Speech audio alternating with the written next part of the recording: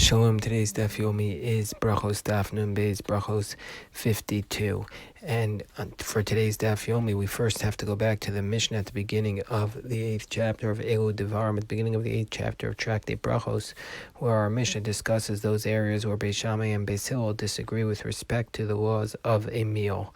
And so Beis Shammai taught that if a person is reciting a blessing on Havdalah, on the candle on Havdalah, a person recites Bara Me'or Ha'esh, whereas Beis Hillel says Ba'orei, one who creates Me'orei Ha'esh.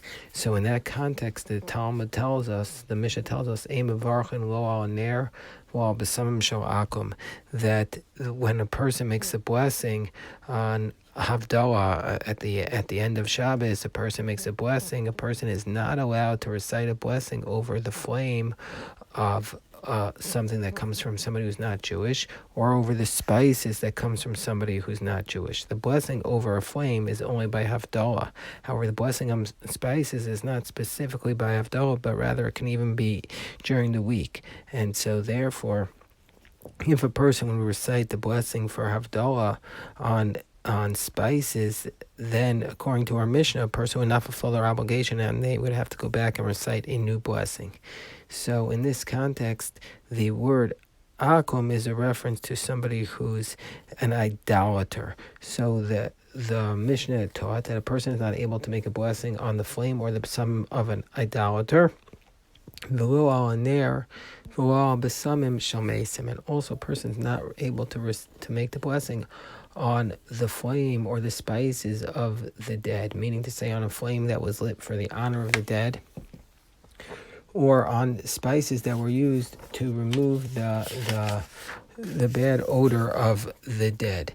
And the reason for this is because the flame that was there by the dead is not used for light, but it was used to give honor for the dead, and the spices were not used to smell; they were used to protect the smell of the dead from disturbing. V'lo al ner v'lo al b'samim shel avodah zarah. And then our Mishnah says a person is not able to make the blessing on the flame or the spices of the idolatry, meaning to say on flame that were lit for the honor or beauty for an idol, or for the use of the idol, or the spices that were burnt for the purpose of the idol, because once that happens, then they're prohibited to have any benefit from them. And we're not allowed to make a blessing on something that was prohibited, even though it's a question whether or not the prohibition of benefit applies to a smell. Like, for example, if somebody is walking in front of the Gemara elsewhere discusses whether or not one is permitted to smell the incense from the temple, whether or not the prohibition applies to smell. So that's a separate question. But here our Mishnah is telling us that a person is not allowed to use the spices of idolatry. On our Daf Yomi on Nun Beis and Beis at the bottom, our Gemara takes up this discussion.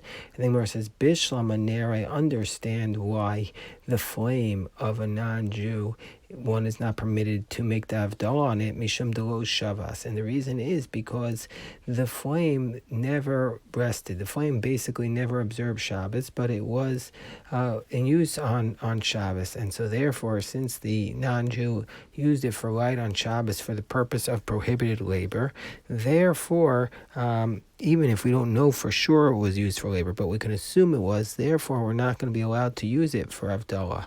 And so as a result of that, we're not going to make the blessing of Havdalah on it.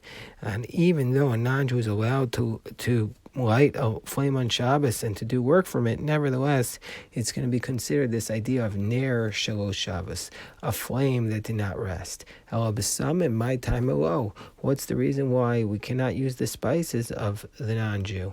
What's the reason why we can't use those to make the blessing? So says Rabbi Yehuda Amarav, hacha b'mesibas ovdei kochavim askin.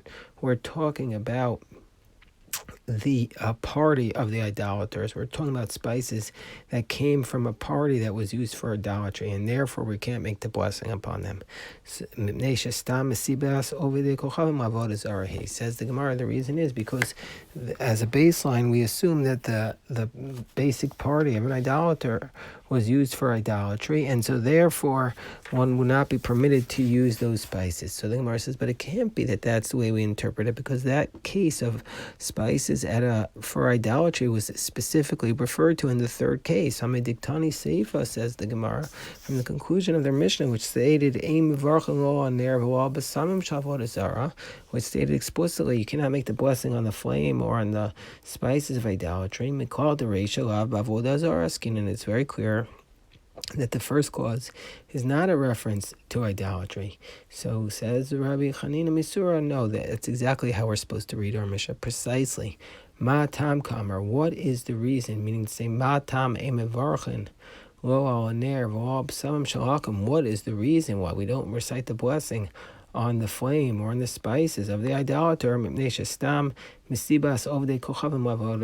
reason is because, as a baseline, the spices at a party of idolaters were going to be used for idolatry. So the powerful idea for me is that if there was a flame that was not Shabbos, if the flame itself didn't rest, then we cannot use that for Havdalah. And this is a deep concept that for Havdalah, we have to, in order to make a separation between Shabbos and during the week, we want to take something that very clearly was not used on Shabbos in order to use it. The whole idea of such a great separation between the spirituality of Shabbos and the spirituality of the week is that we need to take a ner shalosh Shabbos, a flame that actually was not used on Shabbos itself. That is the powerful idea.